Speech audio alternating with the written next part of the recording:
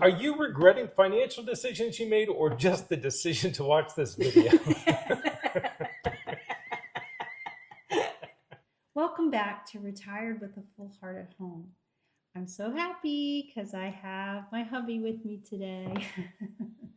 Before we start, I think we should introduce ourselves. And I haven't really introduced myself either in the 14 videos because we were debating and we wanted our channel to have a lot of detail in it about finance and our health, but then we were kind of worried about privacy. Do you want to try? You want to try and explain this to them? We want to use pen names. We want to be able to share useful, helpful information with people, but at the same time, we want to maintain our own privacy. Yeah. And that way we can give you 100% of the details. Hi, I'm Erica. And I'm Jack.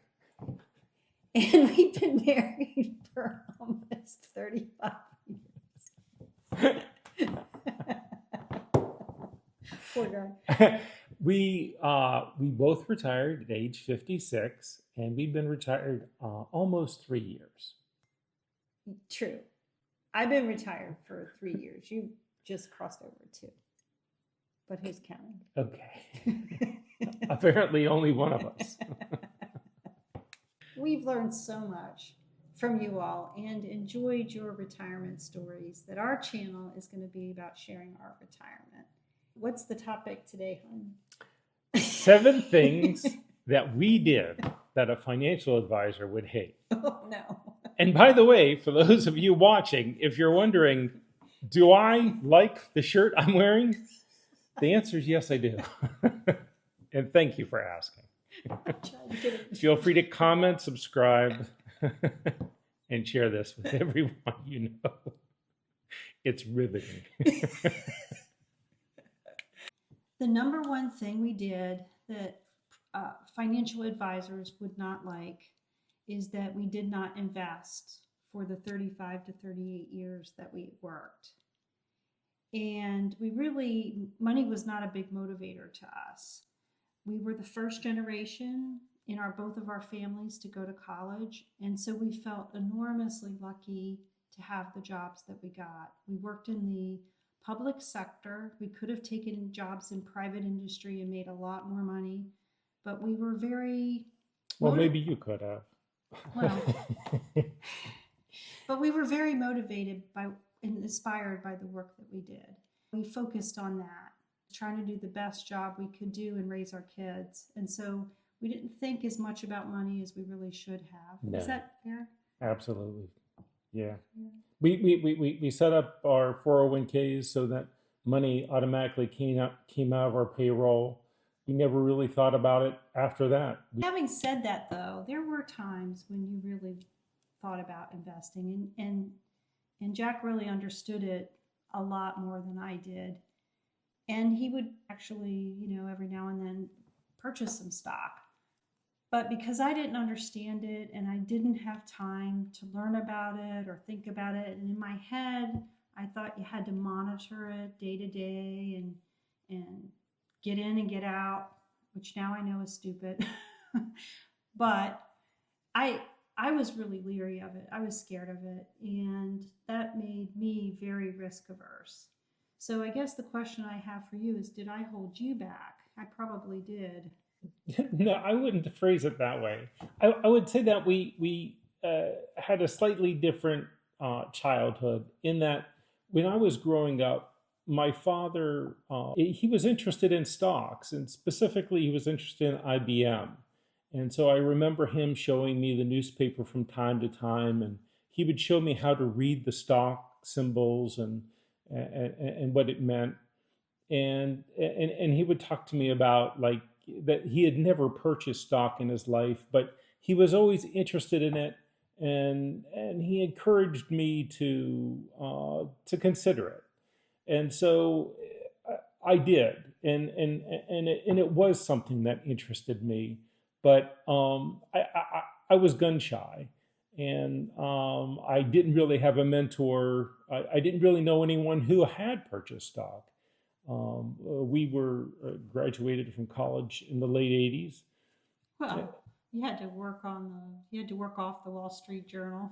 It wasn't Right. in the palm of your hand then. Right. No, for sure. Yeah. And then you had to drive to a discount broker, and I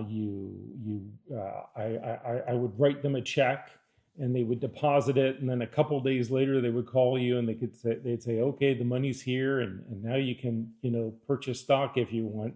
But if you did, there were all these commission fees that you paid back then. It's very different today to just open up a phone and click click click, and the next thing you know, you bought stock commission free instantly. And uh, I don't know, in some ways it feels like it's actually safer today than it was back then. I mean, if you wanted to sell your stock uh, back in the 80s, you had to call somebody, and then they had to put the order in, and then they would call you back and tell you how much it sold for. It very different than today. So there was lots of reasons to be apprehensive back then, and today, but back then for sure. I totally agree with that. We were good savers. That's what saved us. And we kept our 401k investments in guaranteed treasury bond funds rather than stocks. So because we were so risk averse. And our 401k savings did grow, but not nearly as much as it could have. After I retired, I had a chance to actually read up on this stuff, and I'm just so sorry that I didn't really understand it better back then. It's really painfully obvious to me today how way different our retirement accounts, our 401ks could look had we been invested in the stock market. How do you feel? All I can say is I'm sorry, and how do you feel about our savings? I would say hindsight is 2020. What we know today, we didn't know back then, and there were some pretty scary times we went through. 9/11, and then the housing crisis. Bears and Stern and Lehman Brothers just collapsed, and people didn't know what was going to happen next. And so it was nice that we were out of the market, and we could just focus on our work, focus on our children. We had enough going on, and honestly, we didn't need to be thinking or stressing over the stock market. Yeah, that's true. But the idea, the wisdom, the conventional wisdom is put it in and just don't think about it. Don't think stress about over it. Yeah. And now I understand that, but I didn't understand that before. So It could have happened. It could have. Who knows? There were lots of potential for it to have gone seriously wrong. Well, so thank you for saying that. Yeah. You're sweet.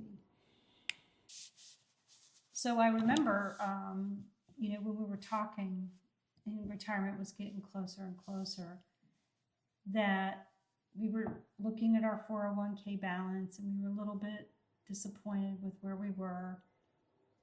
And it a little bit felt like game over. If we retired at 56, that it would be game over for us. Pencils down, time to retire, you got what you got. But I do remember us having the conversation. I can't remember which one of us it was that said it, but if we retire at 56, we probably have another 20 years to invest. And with a 20-year time horizon, you can still do a lot with your saving and investing and increase your balance over 20 years. The second thing that we did that most, I think, financial advisors would hate is that we actually retired at age 56. And I'll say this, I think for most of our working lives, we did not intend on retiring this early. I personally did not think we had enough money.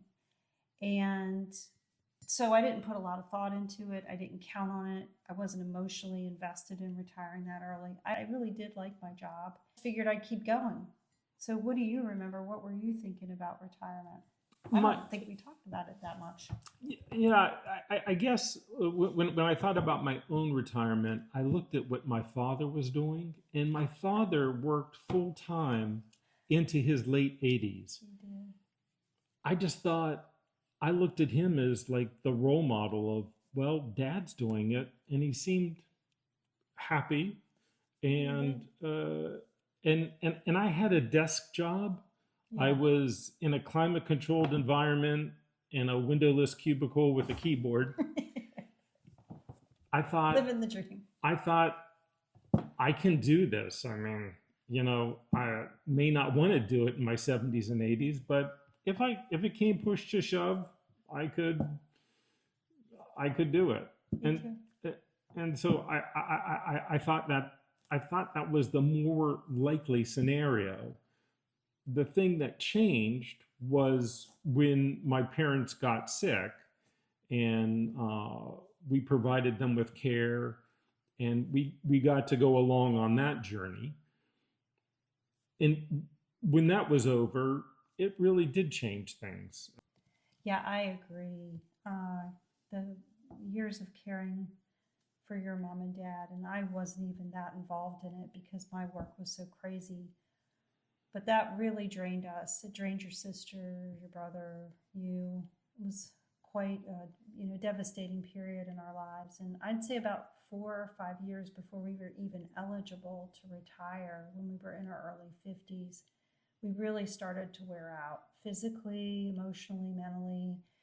And I think we realized that it was naive that we could work into our 70s.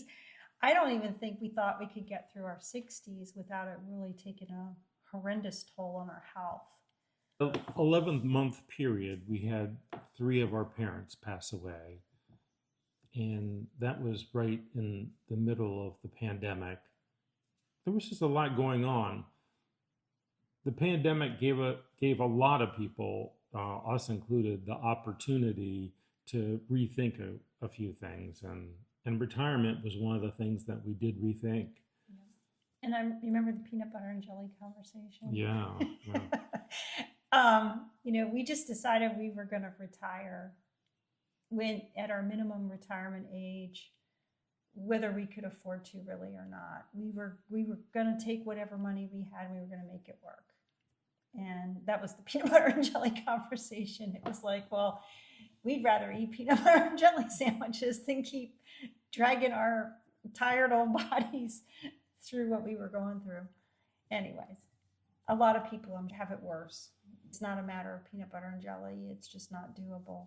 One of the couples that we found on YouTube who really helped us a lot was Norm and Tina. They're, This is our retirement. This is our retirement. Yeah. A lot of their channel early on was dedicated toward travel. And with the pandemic, like everyone else, they were stuck at home, and they pivoted and started just talking about retirement and things that were really near and dear to our heart. And they kind of explained to us that you didn't have to have $1 million to retire. Yeah. And Whoa. and, Who knew? and that they had gone through this journey, which hopefully we will go through as well, where they retired and their net worth is actually increased over that time span. That was incredibly encouraging for us to hear. Yeah, it came at just the right time. It was the message we needed to hear. Yeah. It was so encouraging. So if you're ever watch our little channel, Norman. Thank you, Norman. Tina. So one thing we did have in common with Norm and Tina was that we had a small pension. And once we really got, I'm ashamed to say, I didn't even know what we were going to get from our pension before the last couple of years, right before retirement, when I really started looking at it. And once we did start looking at it, though, we realized that our moderate pension would give us about 35% of what we were making, each one of us, because you have your pension, I have mine, would give us about 35% of the income that we were already making before tax.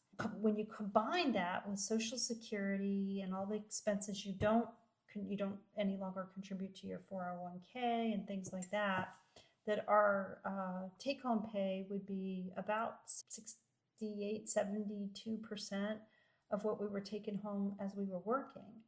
So that was a game changer for us. And then combine that with the little bit of the savings that we were so worried about, that it became an adequate amount of money. At least I thought so. Yeah, What did you think? absolutely. I mean, we feel really grateful that we stumbled into this. It was this has nothing to do with planning or any kind of vision, or this is just dumb luck. The blind squirrel finds a nut.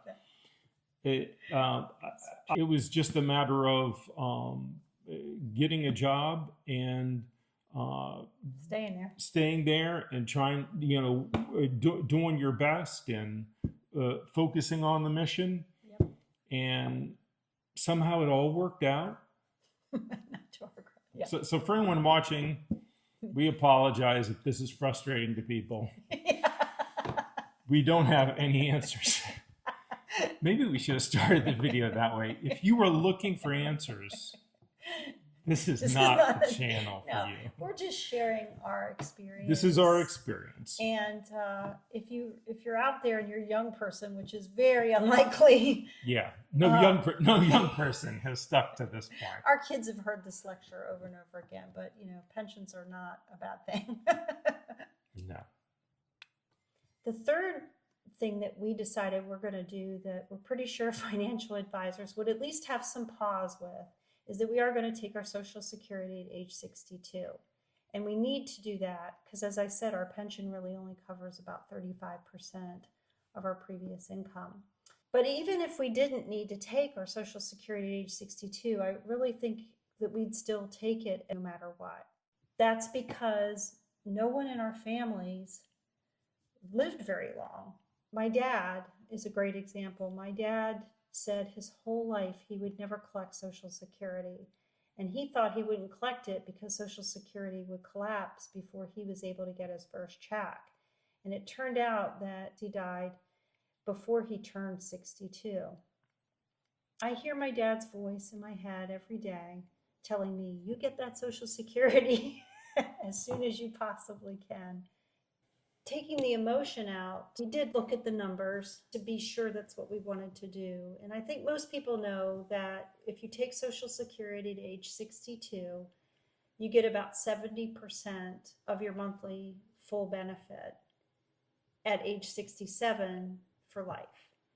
And if you take it at 67, that is your full benefit. And then if you delay it to age 70, you get about 124% of the benefit you would have gotten at age 67. This table together to help see the crossover point.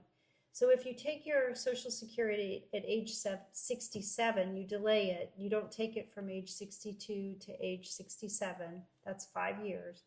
How long does it take collecting Social Security after age 67 to catch up to the amount of money cumulatively you would have gotten taking your Social Security at age 62? And it turns out that's age 78.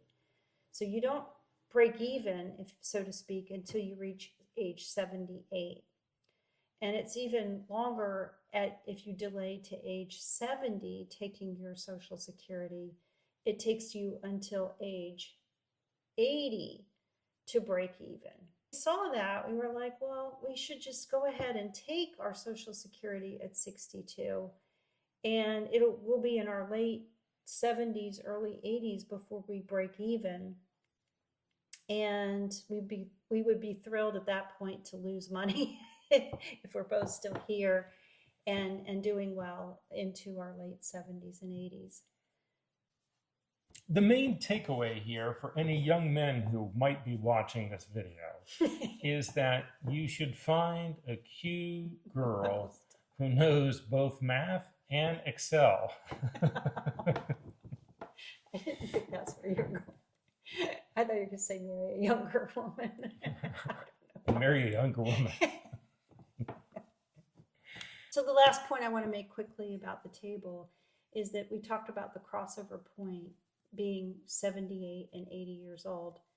None of my parents or grandparents would have ever made more money than if they had taken their Social Security at 62, because they quite frankly just didn't live that long. If you're one of the lucky people that doesn't need their Social Security at age 62 and you can delay it, think about this as an option. You still take your benefit at age 62 and invest it. It's just a thought.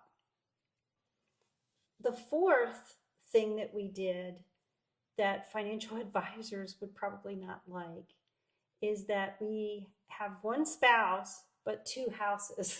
And I'm laughing because we talked about Norman Tina's retirement channel, but we also listened to Azul's retirement channel. He's very, very popular on YouTube. So if you've tuned into ours, chances are you know all about Azul. And he is a financial advisor. And an expression that he has in a lot of his videos is one house, one spouse. And that's his advice. And we took half of it. We've only had one spouse, which also is very financially advantageous. But we did get two homes. And we have a house and a condo. Given everything that we just said about our 401k savings and the fact that we need to take Social Security at age 62, I fully get that having two homes is probably not the best financial maneuver, and that financial advisors would probably have told us, you don't want to do that. But in our case, it's a lifelong dream, at least of mine. And it is really working out great for the family.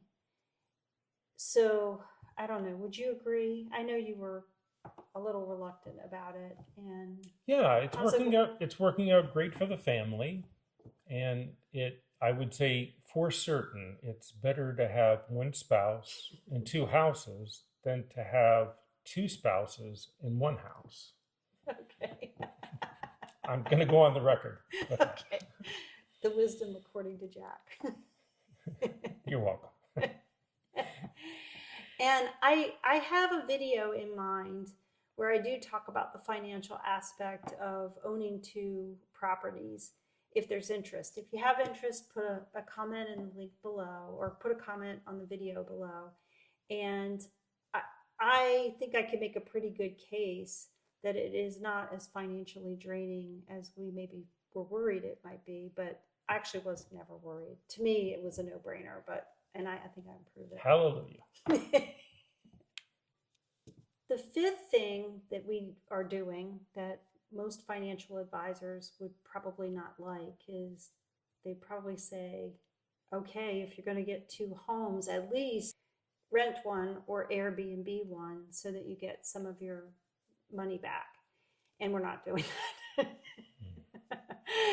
So yeah, I don't doubt that there's some validity to that as being a good thing to do financially. But I learned at an early age, my parents rented a home that they had as a kid, and it was a terrible experience for them. People tear up your house and damage it, and they refuse to pay, and it's not as easy as people make it out to be. And so I just swore that was something I would never do, and thank goodness, he sees it the same way, I think, don't you, honey? Yep. Relatives of mine have also rented out properties and experienced times where the renters intentionally destroyed things, simply didn't pay. We have no interest in placing ourselves in a vulnerable position so that somebody can take advantage of us. Yep. So we're not renting or Nope. Airbnb. Not interested. Yep. The sixth thing that we're doing, and this is pretty controversial, drawing down on our traditional 401k, and we are paying the taxes. So this will probably get a lot of interesting comments. People just hate paying taxes, and I'm not going to lie, I don't love it either, and tax-free growth is smart. But we're doing this in a slow way so that we don't trigger a higher tax bracket, and we expect to have our 401k divested by the time we reach about our mid-60s, I think. For me, again, it was seeing how my parents aged. And as they got older, I slowly started doing things for them like paying bills and income taxes and that kind of thing. And then eventually I just, they relied on me wholly to just pay all their bills and manage their finances. And it was quite a bit.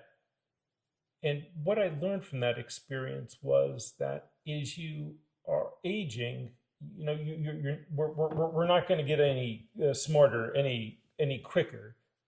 And so is that sadly is the mental decline occurs over time. Ideally, what you want to do is take complexity out of your life and have the complexity go down, and so that your finances and everything is a little bit simpler, and so there's less things for you to have to think about and worry about and do.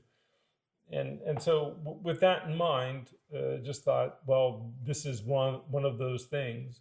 Yeah, I agree with that. And it also gets us out of having to worry about required minimum Distributions. distributions. Yeah, yeah, yeah. And also, most of that money we hope actually goes to our kids. Right. And surely they will be paying at a higher tax bracket than we are. So, it seems like a winner to all of us to do it now.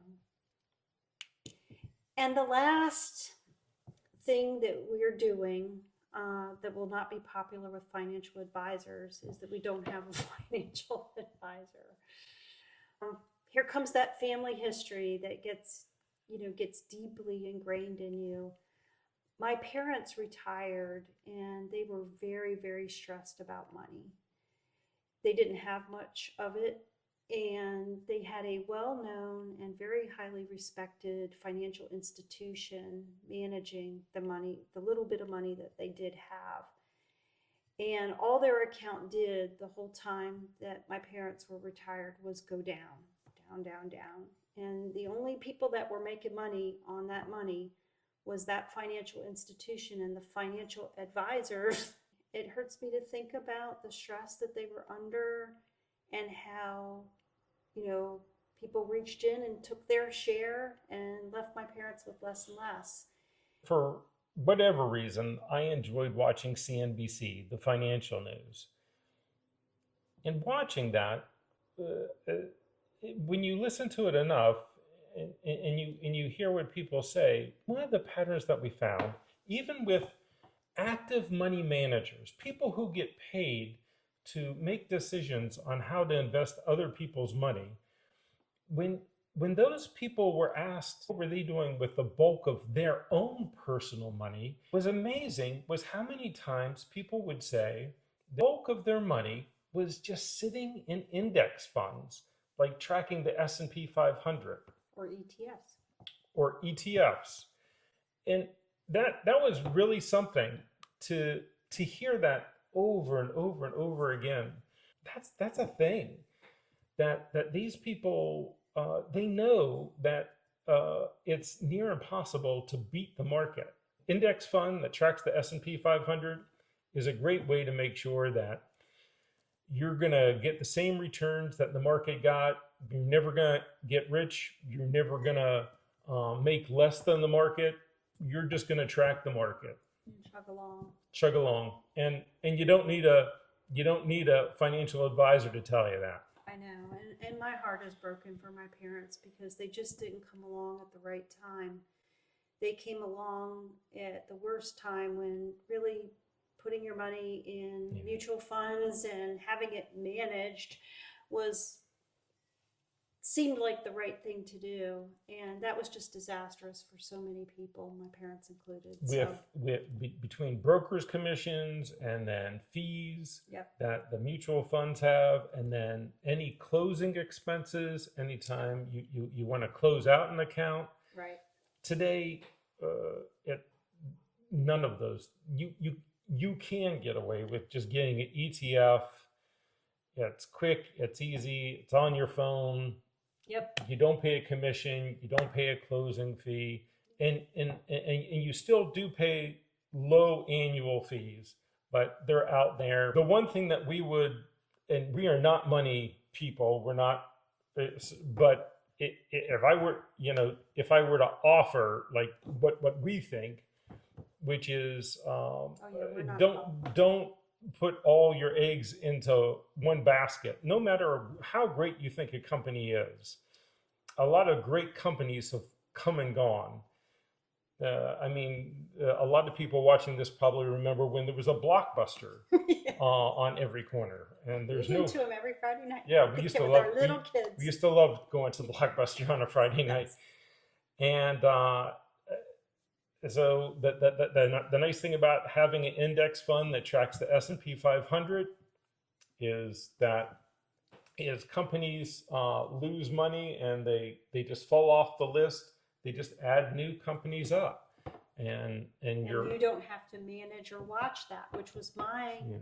misunderstanding for years. So, okay, great. All that said, and bravo for what you said, we don't object to hiring a fee-only fiduciary financial advisor for specific questions or to look over something for us. We think that's really good common sense advice.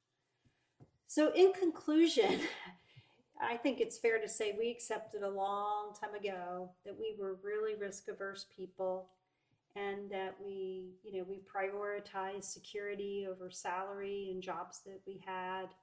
We definitely prioritized security in the investments that we made. And I think we did that knowing that we were never going to be wealthy. But we have enough, and we're very happy with what we have. Very grateful for what we have. Do you guys ever watch Captain Steve? And they talk about like how the plane Landing. crashes. This is like a rough landing. It is a rough landing. How do we land this plane, Captain Steve? That's my thing. I say that. I guess we'll just end it here. I'll say thanks for watching. Thanks for watching. If you haven't already subscribed, please do so. Hit the like button and leave us a comment and tell us, was this riveting? Yeah, I'm sure it was. If you have a question for us, though. Are you regretting financial decisions you made or just the decision to watch this video? I think I know the answer to that. Anyway, we do appreciate it so much. Thank you for watching, and thanks, hon, for joining me today. Aww. Sweetie pie. All right. Okay, so. Don't say so. I can edit that out. Okay. All right. You know. Well, it's really bad when it's and so you know. So we've learned. I know I'm not supposed to say that. If I heard you right, Erica, you said that the table was normalized, but is there anything that can happen so that we're normalized? No. Okay. It's impossible.